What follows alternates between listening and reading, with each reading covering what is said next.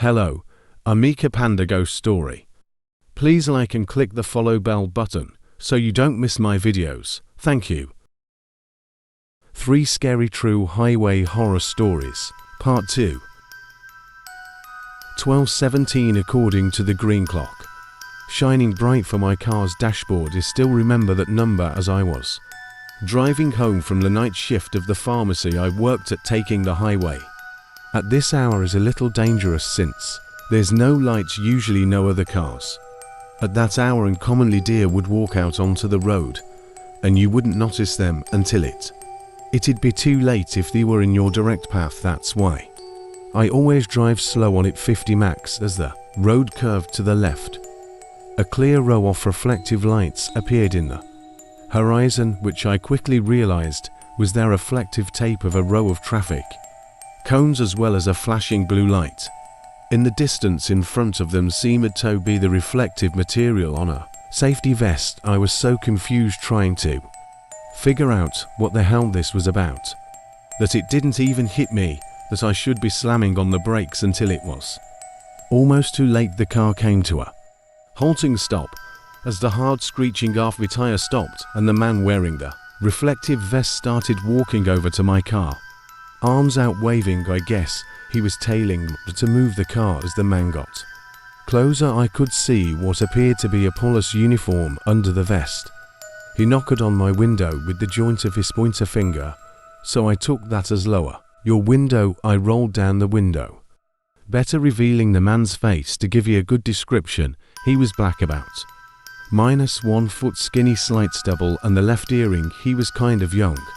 I'd have to guess around 25. He spoke in a very low, non-commanding voice, especially for an officer. He said, "License and registration, please." I paused for a second and asked if I did something wrong because I definitely wasn't speeding. He paused as well and looked slightly to the left and then back at me. "Sir, this is a sobriety checkpoint," he said in once again a very non-commanding voice.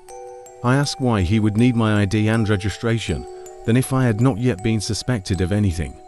He leaned back from my car and asked me to step out of a vehicle to begin the test. I opened my door and stepped out. Immediately I noticed the cop towered over me in height. He took a roll of tape out from his vest pocket and leaned it down onto the ground, stretching it to a length of about 15 feet.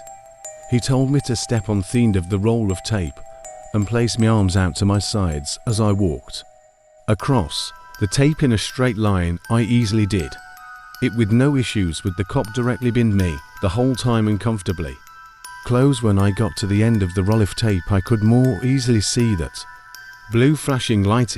It wasn't sitting on top of a police car, it was sitting on some older small sedan. I looked back at him and asked to see his badge. He just looked at me with the blankest stare. It started to sink in, and I literally meant it, because I felt like my heart was sinking. This guy wasn't a cop. He said something next that I couldn't quite distinguish at first, but as he got to his car I assumed he said, "I'll go get it." 10 seconds.